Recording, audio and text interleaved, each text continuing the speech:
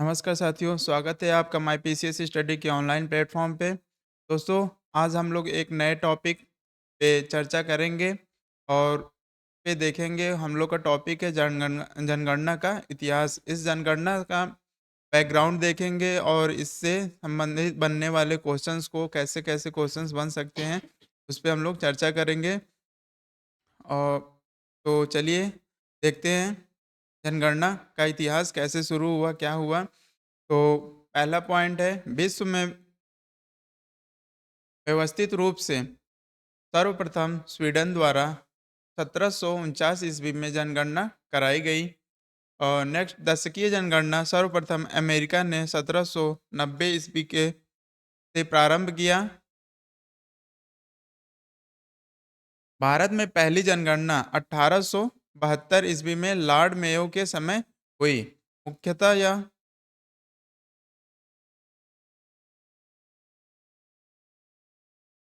मुख्यतः वित्तीय।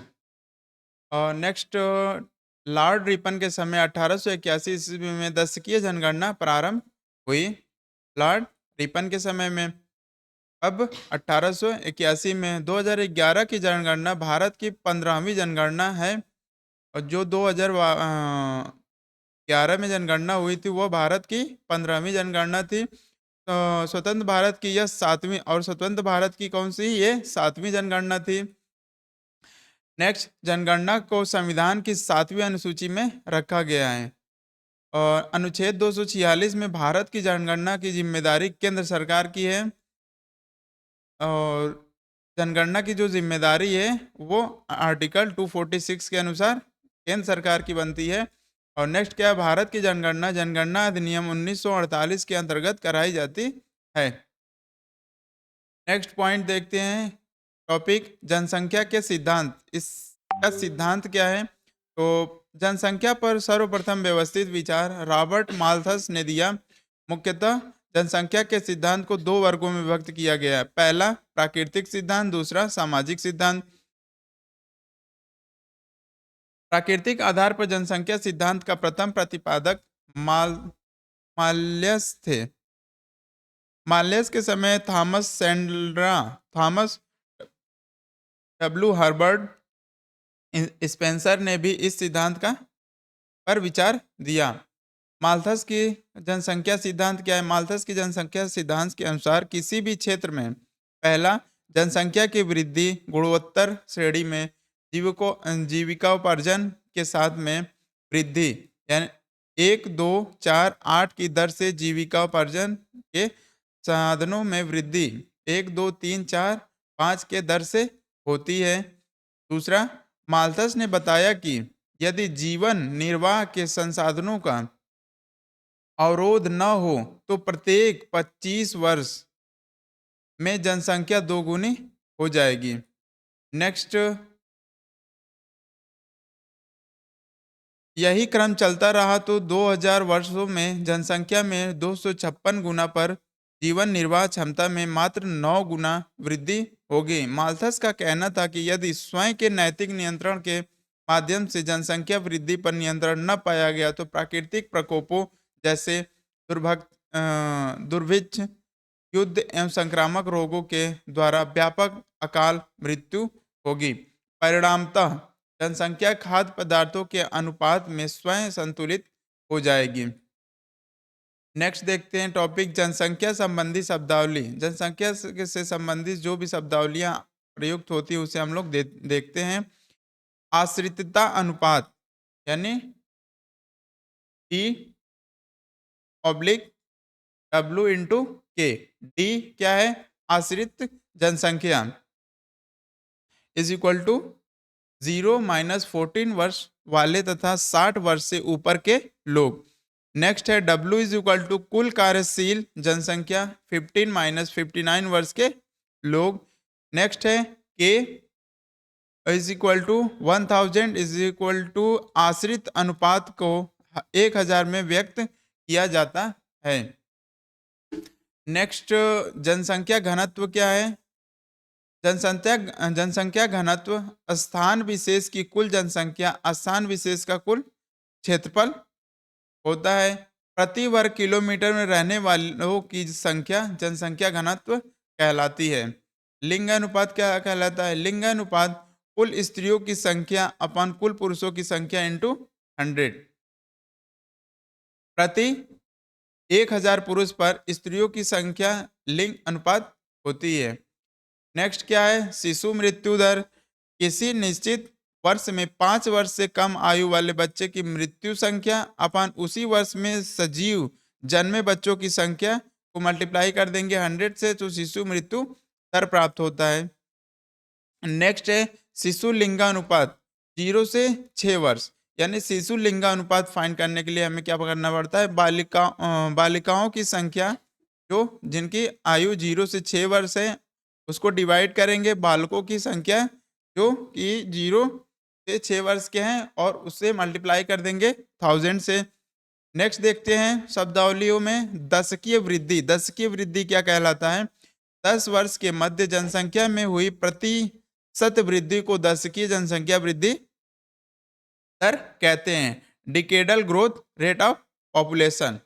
इसको कैसे निकालते हैं? दशकीय जनसंख्या वृद्धि दर इज इक्वल टू वर्तमान जो संख्या होती है उसको माइनस कर देते हैं पूर्व की जनसंख्या से और उसको डिवाइड करते हैं पूर्व की जनसंख्या से, मल्टीप्लाई कर देते हैं 100 से, तो हमारी दशकीय जनसंख्या वृद्धि प्राप्त होती है। नेक्स्ट नेक्स्ट क्या है? साक्षरता अनुपात लिटरेसी रेट। साक्षरता अनुपात लिटरेसी रेट क्या है? एल इज इक्वल टू साक्षर व्यक्तियों की संख्या, यानी साक्षर व्यक्तियों की संख्या upon 7 is equal to 7 plus आयु वाली जनसंख्या। 7 प्लस कर देंगे जो उस आयु की जनसंख्या होगी मल्टीप्लाई बाई और उसको 100 से मल्टीप्लाई कर देंगे। कुल प्रजनन दर। अब नेक्स्ट है कुल प्रजनन दर क्या होता है जनसंख्या जनगणना के शब्दावलियों में? Total fertility rate. यह बच्चों की वह संख्या को प्रदर्शित करता है जो औसतन किसी भी स्त्री के संपूर्ण प्रजनन काल में उत्पन्न होता है। पहला भारत में 2010 में इसमें प्रजनन दर 2.5 थी। नेक्स्ट अद्यतन आंकड़ा जो है 2016 ईस्वी में कुल प्रजनन दर 2.3 थी। नेक्स्ट है आयु संरचना आयु वर्ग। आयु संरचना में आयु वर्ग है एज ग्रुप। सामान्यतः जनसंख्या को 3 विस्तृत आयु वर्गों में विभक्त किया गया है। पहला ए बाल आयु वर्ग यानी 0 से 14 वर्ष। जहां जन्म दर उच्च है वहां बाल आयु वर्ग की संख्या का अनुपात अधिक होता है। यदि यह दर जहां निम्न है वहां बाल आयु वर्ग अनुपात कम होता है। जन्म दर तथा बाल आयु वर्ग से सीधा संबंध है। नेक्स्ट सैंडबर्ग के मुताबिक यदि किसी देश के बाल आयु वर्ग की जनसंख्या 40% से अधिक है तो उस देश की जनसंख्या प्रगतिशील प्रोग्रेसिव होती है। 0 से 14 आयु वर्ग आर्थिक रूप से अनुपादक एवं सर्वाधिक व्ययशील होता है। साथ ही द्वितीय आयु वर्ग पर 15 से 64 वर्ष निर्भर करता है। यदि बाल आयु वर्ग की जनसंख्या कुल जनसंख्या का 20% भाग से कम होने पर उससे देश की जनसंख्या को सैंडबर्ग ने अप्रतिगामी रिग्रेसिव बताया है। पौर्ण आयु वर्ग क्या होता है? 15 से 64 वर्ष भारत की गणना जननांकिकीय लाभांश वाले देश के रूप में की जाती है। भारत में कार्यकारी जनसंख्या ज्यादा है। इस वर्ग का सीधा संबंध क्रियाशील जनसंख्या से है। प्रौढ़ आयु वर्ग के 2 उपवर्ग हैं। पहला 15 से 39 वर्ष, दूसरा 40 से 64 वर्ष। 15 से 39 वर्ष आयु वर्ग को युवा वर्ग कहते हैं जो सशक्त प्रजनशील क्रियाशील एवं उत्पादक होती है। 60 से 64 वर्ष आयु वर्ग को प्रौढ़ वर्ग भी कहते हैं। प्रौढ़ आयु वर्ग अत्यधिक संचरणशील होता है। प्रौढ़ आयु वर्ग पर ही बाल आयु वर्ग एवं वृद्ध आयु वर्ग के पालन पोषण की जिम्मेदारी होती है। नेक्स्ट देखते हैं हम लोग वृद्धि आयु वर्ग 65 प्लस। यानी सामान्यतः इस आयु वर्ग में स्त्रियों की संख्या पुरुषों से अधिक पाई जाती है। सैंडबर्ग के अनुसार जब किसी देश में वृद्धि आयु वर्ग में 8% से कम जनसंख्या होती है तो वह प्रगतिशील प्रोग्रेसिव जनसंख्या होती है। दूसरा, जब किसी देश में वृद्धि आयु वर्ग की 8 से 16% के बीच जनसंख्या है तो स्थिर एस स्थिर जनसंख्या कहलाती है। और नेक्स्ट, जब किसी देश में वृद्धि आयु वर्ग की जनसंख्या 16% से अधिक हो जाए तो वह अप्रतिगामी रिग्रेसिव जनसंख्या कहलाती है। विकासशील देशों में वृद्धि आयु वर्ग में 60 वर्ष से अधिक आयु के लोगों को शामिल किया जाता है। नेक्स्ट टॉपिक हम लोग देखते हैं, कुछ इससे महत्वपूर्ण तथ्य क्या है। भारत की सांख्यिकी मंत्रालय द्वारा 2015 में जारी रिपोर्ट, जो भारत की सांख्यिकी मंत्रालय है उसने 2015 में एक रिपोर्ट जारी की थी, के अनुसार प्रतिशत की दृष्टि से सर्वाधिक 60 प्लस लोगों की संख्या केरल में 12.6% है। न्यूनतम 60 प्लस लोगों की संख्या अरुणाचल प्रदेश में, यानी ये कह रहा है कि 60 प्लस से ज्यादा आयु के लोग अरुणाचल प्रदेश में केवल 4.6% है। और सबसे ज्यादा कहाँ पे है, केरल में, जो 60 वर्ष से ज्यादा के हैं 12.6%।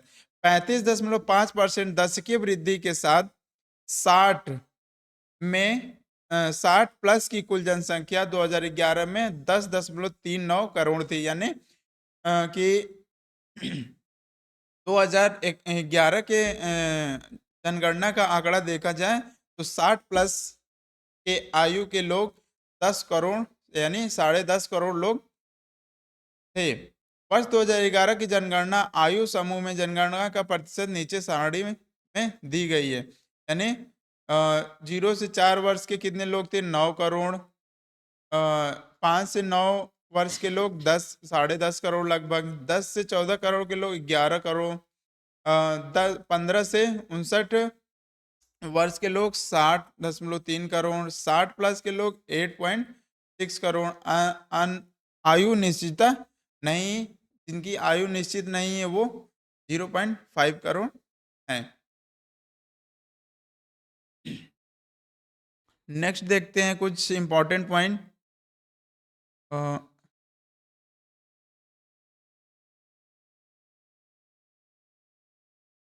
जनगणना 2011 से कुछ आंकड़े हम लोग देख लेते हैं, इससे अक्सर क्वेश्चन आता रहता है क्योंकि अभी तो हम लोग नई जनगणना हुई नहीं। जो 2021 में जनगणना होनी थी कोरोना लॉकडाउन की वजह से वो 2021 में की जनगणना नहीं हो पाई, तो अभी 2021 का ही जनगणना चल रहा है। तो नेक्स्ट 2021 के जनगणना से कुछ आंकड़े हम लोग को उस समय के हैं उसको थोड़ा देख लेते हैं, रिवाइज कर लेते हैं। दशकीय जनसंख्या वृद्धि शीर्ष राज्य के केंद्र शासित प्रदेश दशकीय जनसंख्या वृद्धि शीर्ष राज्य और केंद्र शासित प्रदेश को देखते हैं। पहला क्या है, राज्य केंद्र शासित प्रदेश वृद्धि दर प्रतिशत में कितना कितना वृद्धि हुई है।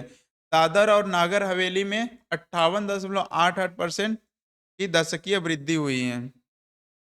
दमन और दीव में 55.76% की, पुदुचेरी में 28.08 की, मेघालय में 27.95 की, अरुणाचल प्रदेश में 26.03 की, बिहार में 25.42 की, मणिपुर में 24.50 की, उत्तर प्रदेश में 20.23 की। न्यूनतम दशकीय जनसंख्या वृद्धि दर वाले राज्य नागालैंड 0.58, केरल 4.91, लक्षद्वीप 6.30, अंडमान निकोबार 6.86, गोवा 8.23। नेक्स्ट कुछ आंकड़े देखते हैं हम लोग। एक आंकड़ा हम लोग जनसंख्या पे देख लेते हैं। जनसंख्या 1911 में जब जनगणना हुई थी तो कितनी पॉपुलेशन थी, 25 करोड़। वृद्धि दर प्रतिशत में कितना कितना वृद्धि हुई है हर जनगणना के बीच, यानी दो 1911 में प्लस 5.7% की वृद्धि हुई थी अंतर प्रति 10 वर्ष। और अंतर कितना आया? तो 1.36 का। तो ये दोनों पॉइंट थोड़ा इंपॉर्टेंट लग रहे हैं, इसी को देखते हैं। नेक्स्ट कब जनगणना हुई? 1921 में। उस समय जनगणना में जनसंख्या कितनी थी? 25 करोड़, 25.13 करोड़, यानी कि यहाँ पे देखने को मिल रहा है कि 0.7 जनसंख्या घट गई है। नेक्स्ट 1931 में जब तीसरी बार जब जनगणना हुई 1931 में 10 वर्ष बाद, तो 2 करोड़ के लगभग, 2.5 करोड़ के लगभग यहाँ जनसंख्या बढ़ गई है। नेक्स्ट 1941 में 31.86, यानी कि यहाँ पे देखा जाए तो 3 से 4 करोड़ की वृद्धि हुई है। नेक्स्ट उसके बाद लगभग 5 करोड़ की वृद्धि हुई 1991 में। 91 से 61 आते आते 43 करोड़ की जनसंख्या हो गई है। लगभग 6 से 7 करोड़ यहाँ भी बढ़ी है। 1971 तक 10 आते आते 54 करोड़ हो गई है, यानी कि देखा जाए तो 10 करोड़ जनसंख्या बढ़ी है 10 साल में। नेक्स्ट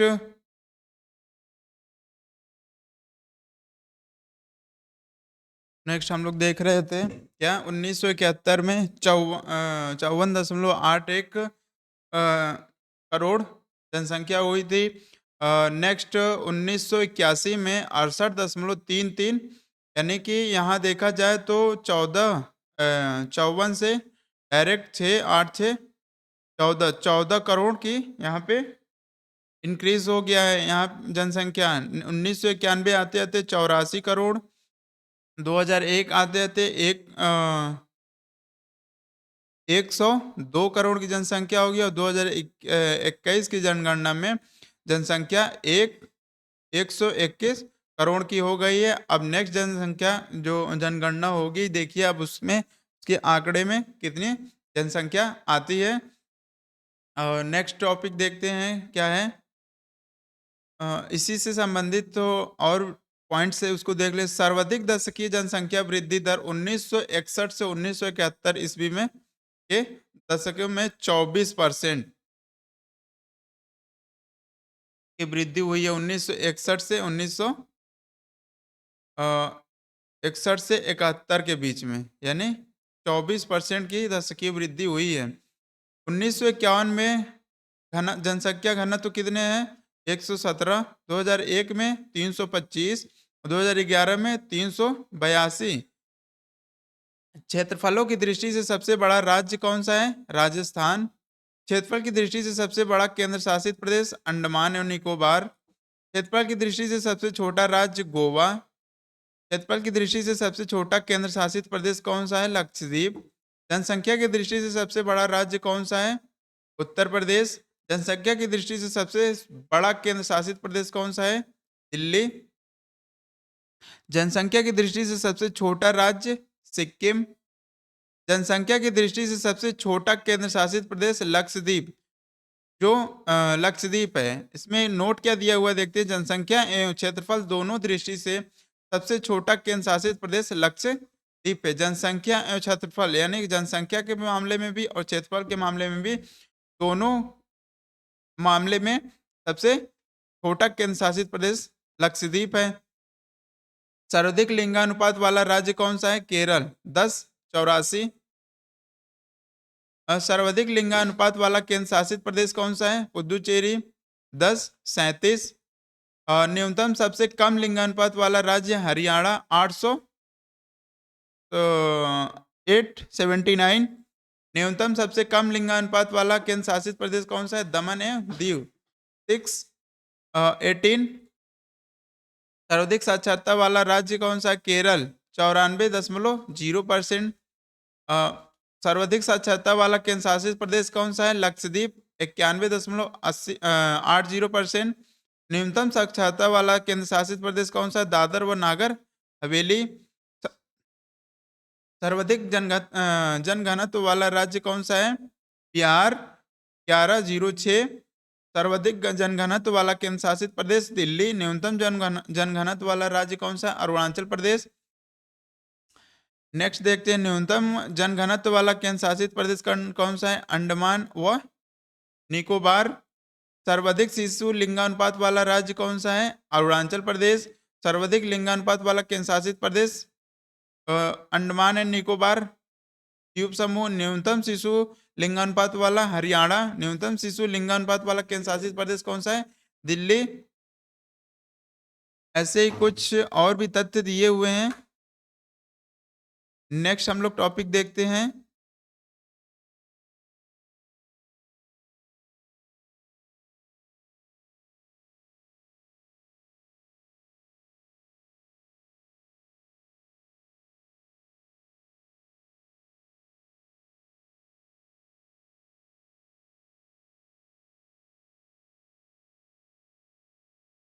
नेक्स्ट है, न्यूनतम शिशु लिंगानुपात वाला राज्य हरियाणा 834। न्यूनतम शिशु लिंगानुपात वाला केंद्र शासित प्रदेश कौन सा है?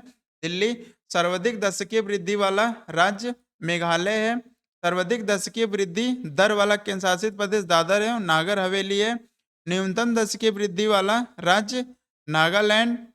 न्यूनतम दशकीय वृद्धि दर वाला केंद्र शासित प्रदेश लक्षद्वीप। सर्वाधिक ग्रामीण जनसंख्या वाला राज्य उत्तर प्रदेश है। सर्वाधिक शहरी जनसंख्या वाला केंद्र शासित प्रदेश दिल्ली है। सर्वाधिक शहरी जनसंख्या वाला राज्य कौन सा है? महाराष्ट्र। सर्वाधिक ग्रामीण जनसंख्या प्रतिशत वाला राज्य कौन सा है? हिमाचल प्रदेश। सर्वाधिक शहरी जनसंख्या प्रतिशत वाला राज्य है गोवा।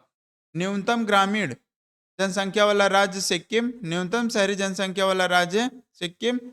न्यूनतम शहरी जनसंख्या वाला केंद्र शासित प्रदेश है लक्षद्वीप। न्यूनतम शहरी जनसंख्या प्रतिशत वाला राज्य हिमाचल प्रदेश। न्यूनतम शहरी जनसंख्या प्रतिशत वाला केंद्र अंडमान एवं निकोबार द्वीप समूह है। और नेक्स्ट एंड लास्ट, न्यूनतम ग्रामीण जनसंख्या प्रतिशत वाला राज्य कौन सा है? गोवा। इस वीडियो में इतना ही। नेक्स्ट वीडियो में हम लोग इसके आगे का पार्ट देखेंगे। तब तक के लिए धन्यवाद।